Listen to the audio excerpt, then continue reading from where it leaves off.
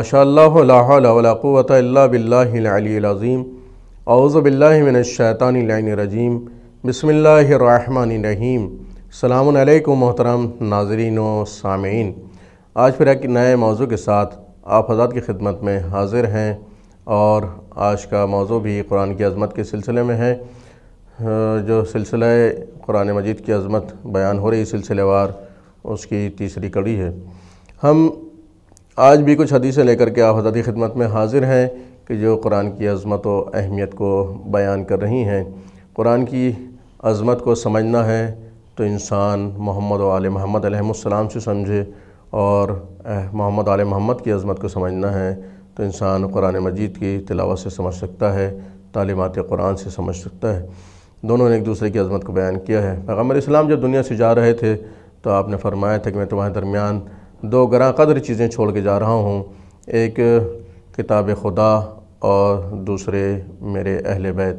تو اس سے انسان عظمت کا اندازہ لگا سکتا ہے کہ قرآن و اہل بیت کی کیا عظمت ہے خدا و رسول کی نظر میں، کیا اہمیت ہے کہ بعد رسول یہ ان دونوں سے اگر انسان وابستہ رہے گا قرآن اور اہل بیت سے تو کبھی گمراہ نہیں ہو سکتا۔ عظمت قرآن اہل بیت سے بہتر کون بیان کر سکتا ہے، اور اہل بیت کی عظمت، محمد آل محمد کی عظمت قرآن سے بہتر کون بیان کر سکتا ہے۔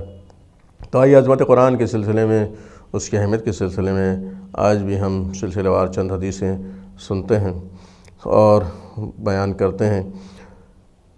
پیغمبر اسلام حضرت محمد مصطفیٰ صلی اللہ علیہ وسلم، یہ سلسلہ وار چند حدیثیں ہیں کہ آپ نے ارشاد فرمایا من قرأ القرآن فکأنما ادرجت النبوۃ بین جنبیہ الا انہ لا یوحی الیہ۔ آپ نے فرمایا وسائل شیعہ کی حدیث ہے کہ جو بھی قرآن پڑھتا ہے وہ مرحلہ نبوت میں سیر کرتا ہے، بس اس فرق کے ساتھ کہ اس پر آسمانی وحی نازل نہیں ہوتی۔ تلاوت قرآن کرنے والا مرحلہ نبوت میں سیر کرتا ہے لیکن اس کے اوپر قرآن کی وحی نازل نہیں ہوتی، وہ نبی نہیں ہوتا، لیکن اس کو فیوز و برکات نبوت کے حاصل ہوتے ہیں، شامل حال ہوتے ہیں اگر تلاوت قرآن مجید کرتا ہے۔ اس لیے کہ کلام پاک پڑھ رہا ہوتا ہے، اللہ کا کلام پڑھ رہا ہوتا ہے، اس کا یہ مرتبہ اور عظمت ہے۔ پیغمبر اسلام نے دوسری جگہ پر ارشاد فرمایا کہ من فسر القرآن برأیہ فلیتبوأ مقعدہ من النار۔ بہت ہی پیاری حدیث ہے، بہترین حدیث ہے۔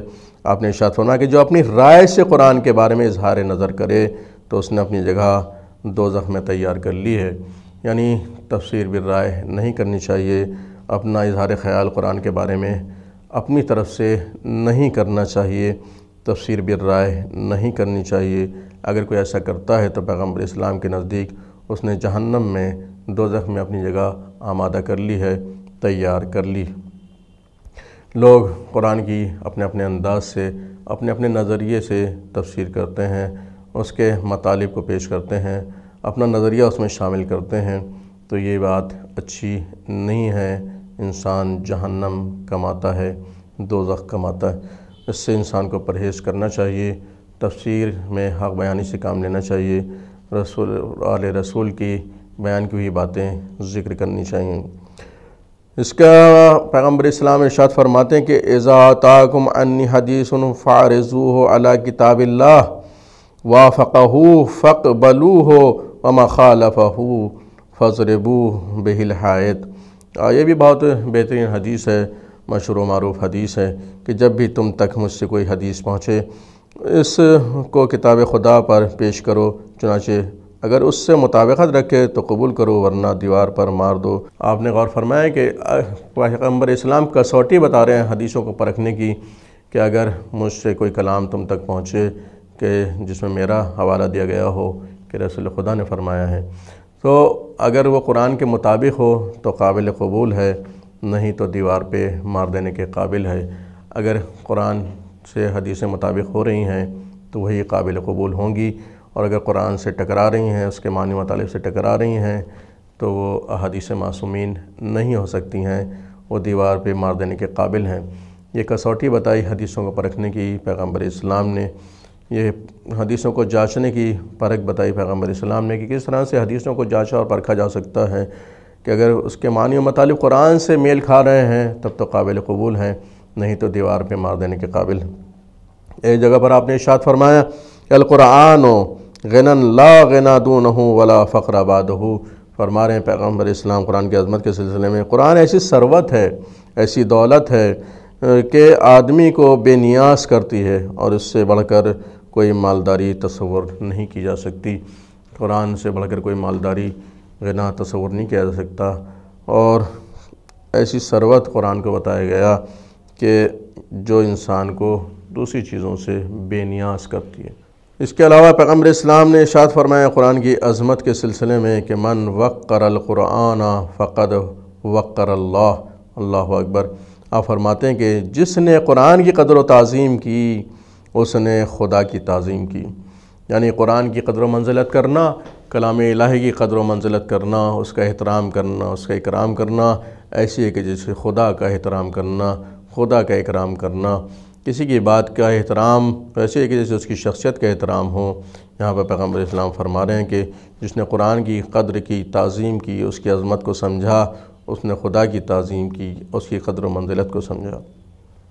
اس کے علاوہ پیغمبر اسلام نے فرمایا کہ یا سلمان علیک بقراءۃ القرآن فإن قراءتہ کفارۃ للذنوب۔ آپ نے فرمایا جناب سلمان کو خطاب کرتے ہوئے پیغمبر اسلام فرماتے ہیں کہ سلمان قرآن پڑھو، قرآن، اس لیے کہ قراءت قرآن گناہوں کا کفارہ ہے۔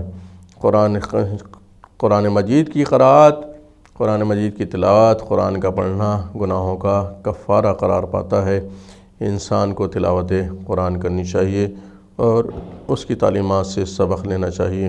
تو جناب سلمان کو بھی پیغمبر اسلام نے ہدایت کی کہ سلمان قرآن پڑھو، اس لیے کہ قرآن کی تلاوت گناہوں کا کفارہ ہے، قراءت قرآن گناہوں کا کفارہ ہے۔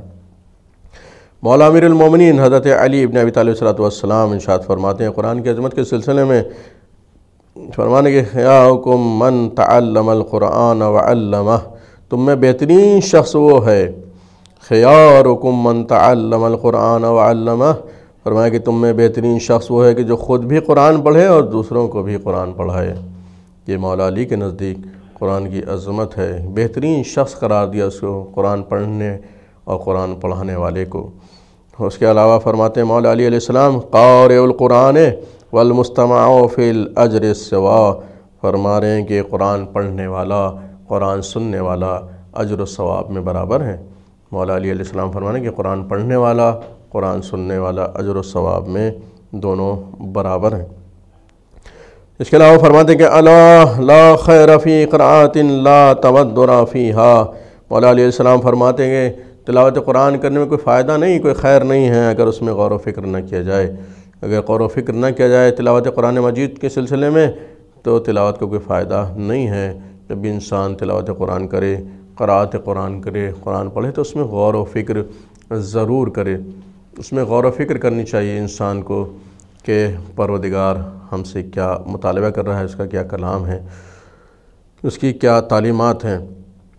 اس کے علاوہ مولا امیر المومنین علیہ السلام فرماتے ہیں کہ لقارئ القرآن بکل حرف یقرؤہ فی الصلاۃ قائما مئۃ حسنۃ وقاعدا 50 حسنۃ ومتطہرا فی غیر صلاۃ 25 حسنۃ وغیر متطہر 10 حسنات۔